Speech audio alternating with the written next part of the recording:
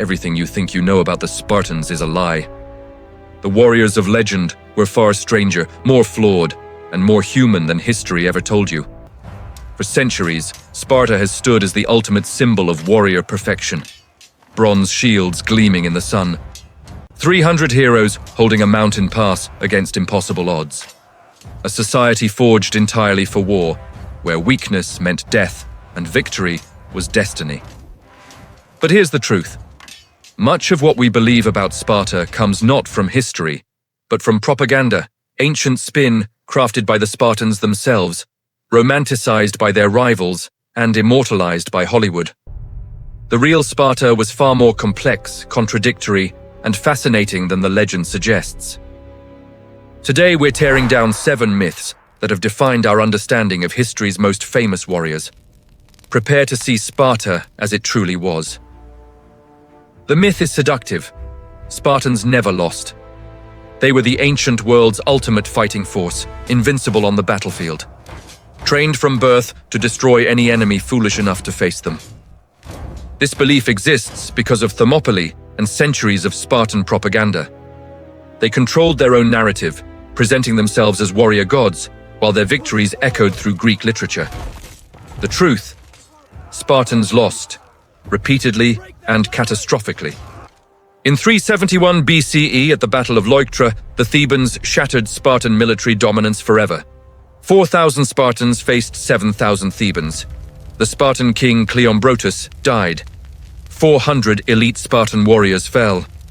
Theban general Epaminondas used innovative tactics that Sparta's rigid phalanx couldn't counter. This single defeat ended Sparta's supremacy over Greece. They also lost battles at Sphacteria, Megalopolis, and eventually fell to Roman conquest. The myth of invincibility was just that, a myth destroyed by tactical innovation and historical reality. The image is burned into popular culture, 300 Spartan warriors standing alone against 1,000,000 Persians, defying impossible odds with nothing but bronze, blood, and unbreakable will. This myth persists because it's dramatically perfect. Ancient sources emphasized Spartan heroism, and modern films like 300 stripped away historical complexity for cinematic impact. The Spartans become symbols of resistance, lone wolves against tyranny. But the truth honors more heroes. At Thermopylae, King Leonidas commanded over 7,000 Greek allies. Thespians, Thebans, Phocians, Locrians, and others held the pass alongside Sparta. When Leonidas made his final stand, 700 Thespian warriors refused to retreat and died beside the Spartans. Yes, 300 Spartans fell. But so did hundreds of other Greeks whose names history forgot. Recognizing their sacrifice doesn't diminish Spartan courage. It reveals that Greek unity, not Spartan exceptionalism alone, nearly stopped the Persian Empire at a narrow mountain pass. The myth is chilling. Spartan elders inspected every newborn, and any child deemed weak or deformed was hurled from the cliffs of Mount Taygetus to die on the rocks below. Eugenics through infanticide, creating a master race of warriors. This story comes primarily from Plutarch, writing 600 years after Sparta's peak. Essentially, ancient gossip presented as history. It fit the narrative of Spartan brutality that both fascinated and horrified later Greeks and Romans. The archaeological truth is startling. Despite decades of excavation around Mount Taygetus, no mass infant graves have been discovered. Recent studies of remains found at the mountain's base revealed adult bones, likely criminals or executed prisoners, not babies. Spartans probably practiced exposure, abandoning weak infants in the countryside, a grim but common practice throughout ancient Greece. It wasn't unique, wasn't cliff-throwing, and wasn't the systematic program of elimination that legend suggests. The truth is dark enough without the theatrical embellishment. The assumption seems obvious. Ancient Greece was patriarchal. Women were property, confined to homes and excluded from public life. Surely Sparta, the most militaristic society, treated women worst of all. This myth exists because we project Athenian customs onto all Greek city-states. Athens did sequester women, but Sparta operated under radically different rules that shocked the ancient world. The truth is revolutionary. Spartan women were the freest in ancient Greece. They owned and inherited property, controlling roughly 40% of Spartan land by the 4th century BCE. They exercised publicly, competed athletically, and received formal education.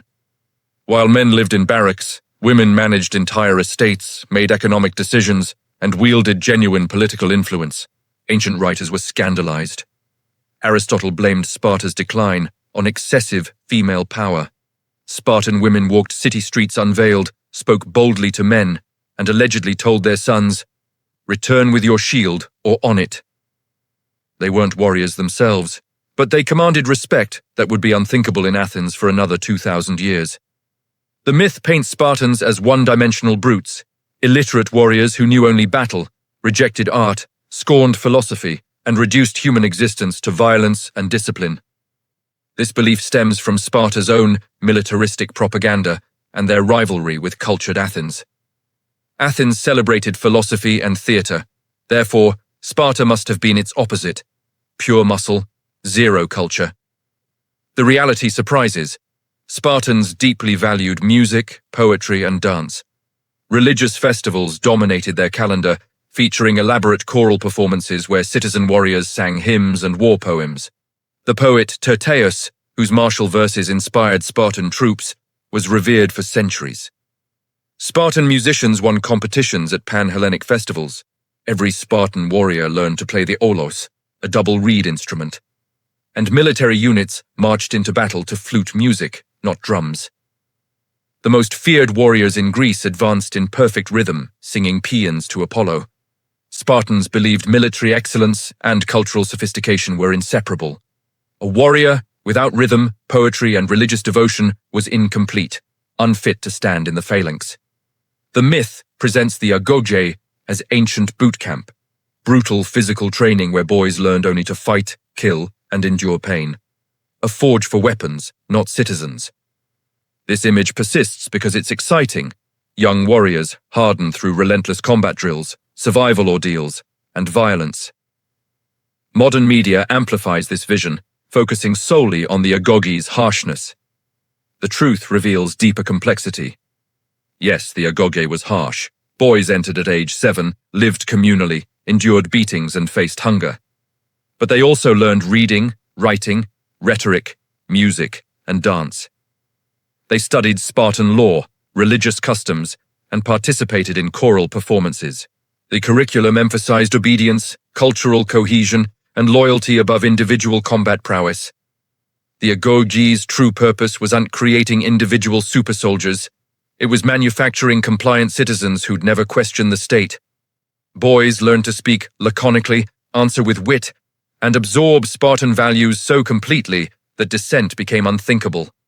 The system produced warriors, certainly, but more importantly, it created men psychologically incapable of challenging Sparta's rigid social order.